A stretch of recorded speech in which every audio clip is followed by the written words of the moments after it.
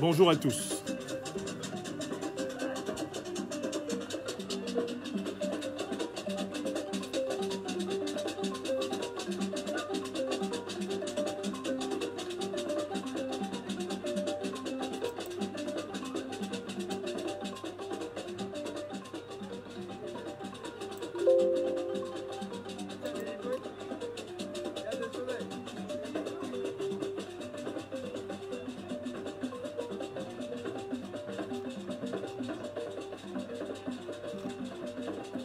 L'Afrique des libertés étranglées peut-elle prospérer?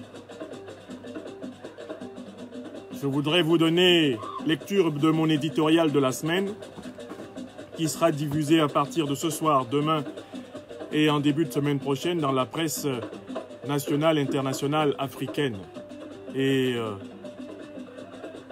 extra-africaine. Je vous souhaite la bienvenue.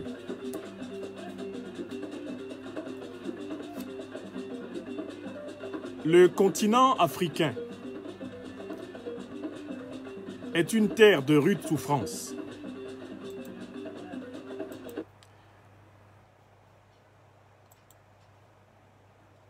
La décision des potentats européens du XVe siècle de faire des hommes à peau noire, des personnes taillables et corvéables à volonté pour les mines, plantations et plus tard les usines du capitalisme occidental émergent, eh bien cette décision eut de terribles conséquences sur le sort de l'Afrique et sur celui des Africains.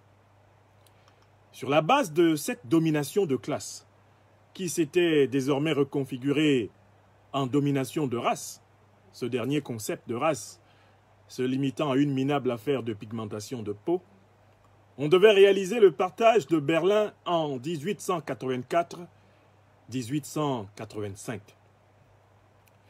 Des puissances occidentales, en cruelle rivalité sur le sol européen, allaient enfin pouvoir s'épancher sur les terres et peuples d'Afrique, où les attendaient souvent des sociétés fragilisées par la traite négrière, le féodalisme traditionnel, mais aussi de bien dommageables retards technologiques qui allaient favoriser la plupart des défaites militaires africaines contre les invasions coloniales et impérialistes. Les colons installés en Afrique, l'impérium de la France, de la Belgique, de la Hollande, de l'Espagne, de l'Allemagne ou de l'Italie, du Portugal, allaient s'enraciner plus profondément en Afrique sur la base du sacro-saint principe du diviser pour mieux régner. Ainsi fut conçu, sélectionné, préparé et adoubé la caste des peaux noires, masques blancs. Ces Africains qui allaient, à la manière des négriers noirs des débuts XVe siècle, servir à la destruction physique, psychique, tout simplement anthropologique des Africains d'Afrique et du monde entier.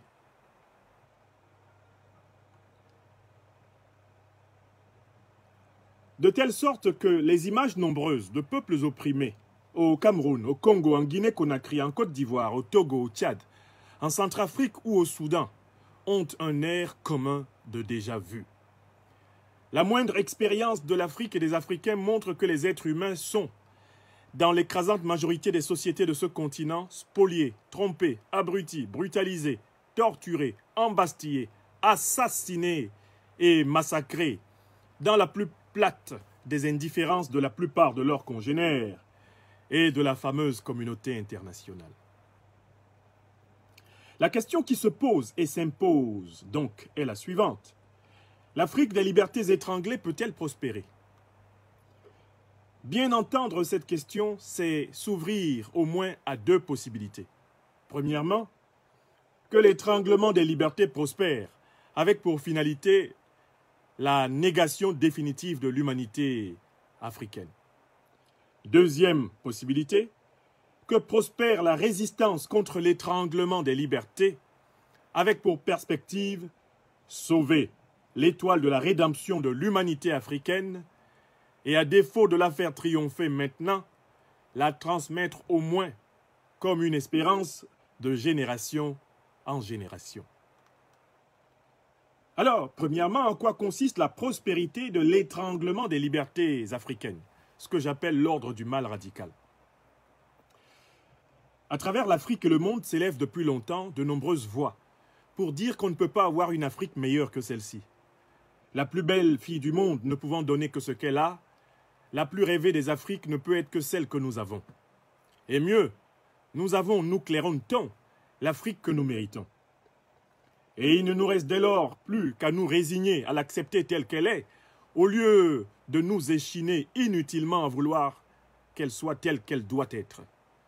Nous voici donc, tel Candide de Voltaire, confrontés à ces tout-puissants maîtres Pangloss, qui veulent nous rendre adorables, nos propres bourreaux.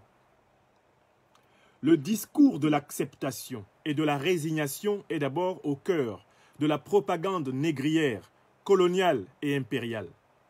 L'Africain, a-t-on prétendu, était prédestiné par Dieu pour être l'esclave de ses frères humains, les blancs, jaunes et autres rouges. Depuis l'indatable malédiction de Cham, relatée dans la Bible, les descendants de Cham, les Kamites ou Kémites, auraient donc reçu la portion congrue du ciel. Les brutaliser, les asservir, les spolier, les abrutir, les embastiller, les exiler, les tuer au surplus.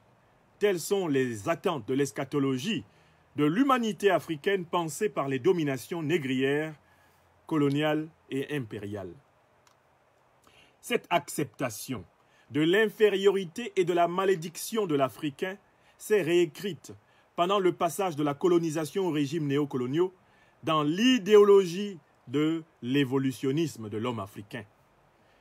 Dans une échelle de l'humain au sommet de laquelle le blanc colon fut placé par la barbarie des siècles impériaux, le nègre, placé tout en bas de l'échelle, avait vocation à faire preuve de patience et à évoluer prudemment vers son idéal, l'humanité alléguée et divinisée de ses maîtres blancs et de leurs contre-maîtres métis. On avança cet argument spécieux aux Africains qui revendiquaient dans les années 50 l'indépendance immédiate et totale de l'Afrique. Non, disait le colon et ses subalternes, vous n'êtes mûrs ni pour la liberté ni pour l'indépendance politique, ni pour la transformation directe de vos matières premières, ni pour l'assomption de vos religions ancestrales, ni pour le développement de la civilisation technoscientifique. Et l'on proclama que l'émotion est nègre et la raison est hellène. Comment ne pas accepter dans ces conditions la tutelle des peuples intellectuellement majeurs? Comment ne pas accepter dans ces conditions la domination des médiocres satrapes reptiliens vautrés sous le veau d'or de l'ordre colonial et impérial, reformulé entre autres sous le nom de France-Afrique? C'est cette même dynamique d'aplatissement de l'Africain qui s'exprime dans les pseudo-démocraties du continent, où la vie des peuples et des individus passe en dessous de celle des despotes et de leurs clans. On invite avec force imprécation l'Africain contemporain à considérer que celui qui détient le pouvoir d'État peut impunément et selon ses fantaisies outrepasser la lettre et l'esprit de n'importe quelle loi. On force les Africains à considérer qu'une république dépend essentiellement des desiderata de son chef de l'État, quitte à leur dire de l'autre côté que, normalement, c'est le peuple qui doit être le souverain en république et non le président de la République. On force les Africains à admettre que le détenteur du pouvoir peut battre, blesser, emprisonner, exiler, kidnapper, assassiner, massacrer. Et on finance force meute de pseudo-intellectuels sur les réseaux sociaux et dans les médias traditionnels pour réduire dans l'esprit de tous l'état de droit aux seules apparences formelles de l'état légal. Il suffit, nous dit-on, qu'un homme politique ait sous son commandement des individus habillés en uniforme de police, de gendarmerie ou des armées, pour que la moindre contestation du pouvoir allégué par le dit individu soit considérée comme une atteinte à la souveraineté républicaine. Dans ces conditions, qui pourra stopper la prospérité de la domination? Cette autre figure de la prospérité du vice que thématise si bien l'économiste, prix Nobel Stiglitz. Une communauté humaine convertie à la croyance que le pouvoir républicain n'est que le droit du plus fort est à tout jamais condamnée à vivre des convulsions successives du principe de violence. Cette communauté est ainsi livrée au règne du mal radical, maudite, puisqu'elle ira de barbarie en barbarie dans une autodestruction infernale. à moins qu'une autre lueur ne poigne à l'horizon de la réflexion et de l'intuition. D'où, deuxièmement, cette deuxième possibilité, celle de la prospérité de la résistance contre les étrangleurs des libertés africaines, la possibilité de l'étoile de la rédemption du bien commun. Oui, d'autres voies africaines ont heureusement tracé d'autres sillons. Ceux de l'insatisfaction devant l'Afrique mortifère d'aujourd'hui, de l'inquiétude face aux espoirs assassinés par la bêtise multiséculaire que commandent les veaux d'or de l'argent, de la gloire et de la puissance éphémère. On a pu penser avec courage, malgré la morgue et le mépris des dominants de l'ordre inique, que les Africains étant des humains comme les autres, ils ne pouvaient pas mériter un continent qui les déshumanise. Penser ainsi, c'était tout simplement constater que doué de sensibilité, d'imagination, d'entendement, de raison et de volonté comme n'importe quel autre homme sur la terre, l'homme africain était historique et créateur de part en part, et qu'il fallait qu'il s'empare crânement de toutes les possibilités d'honorer le visage humain sur son sol continental. Pour cela, un discours de l'audace et du courage d'innover en tout domaine a fait front devant le discours de l'acceptation et de la résignation. Pour penser l'unité africaine, défendre le droit des peuples africains à disposer d'eux-mêmes, combattre contre les travaux forcés, court-circuiter l'extraversion économique, briser le carcan de la répression monétaire, renier les indépendances sous haute surveillance, mettre un terme au crime de la France-Afrique, tout comme à la destruction écologique de l'Afrique, il faut incontestablement une transition de l'Afrique noire, de la tradition despotique héritée du néocolonialisme, du colonialisme, de l'impérialisme de la traite négrière, vers la tradition de l'état de droit, de la démocratie et de la gouvernance écologique de la terre. Et cette fois-ci, il ne s'agira pas de forcer les Africains, mais de les éveiller, de les efforcer aux pouvoirs intérieurs de l'intelligence, de la création, de l'invention et de l'agir en commun. Pour changer le monde, nous devons nous en savoir capables. La reconstruction du citoyen africain doit le rendre indocile par principe à tous les abus, non seulement par la prise de conscience des traumatismes innommables de la mémoire de ce continent, mais par l'élaboration des mécanismes intellectuels, sociaux, économiques et politiques efficaces contre le retour des dictatures, des forces impériales et de la déshumanisation raciste du nègre. Dans ces conditions, les Africains privés de liberté doivent s'organiser dans des associations citoyennes de lutte, des mondes paysans et ouvriers au monde des cadres, des bureaucrates, des intellectuels, des entrepreneurs, des artistes et des leaders religieux comme sportifs. L'objectif de ces mises en réseau est clair: chasser les satrapes reptiliens, ouvrir des espaces de dialogue constructifs pour fonder des États de droit, des démocraties et des économies exemplaires à travers le continent. Faire des pays africains de vrais berceaux d'humanité, au lieu de se contenter de dire que l'Afrique est le berceau de l'humanité. Par millions, les Africaines et les Africains, éduqués et conscientisés, n'ont pas d'autre choix pour sauver l'Afrique de l'autodestruction en cours. Le seul choix possible pour vivre, c'est de prendre d'assaut les citadelles de la bêtise multiséculaire, arrêter, juger, punir les despotes et leurs clans, créer de nouveaux espaces de respiration pour l'humanité africaine.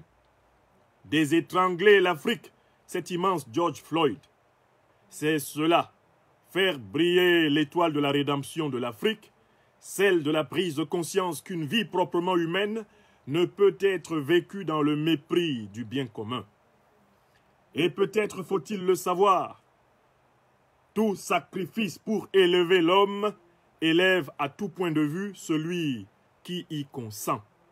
Car au fond, la vie vient de loin et va au loin.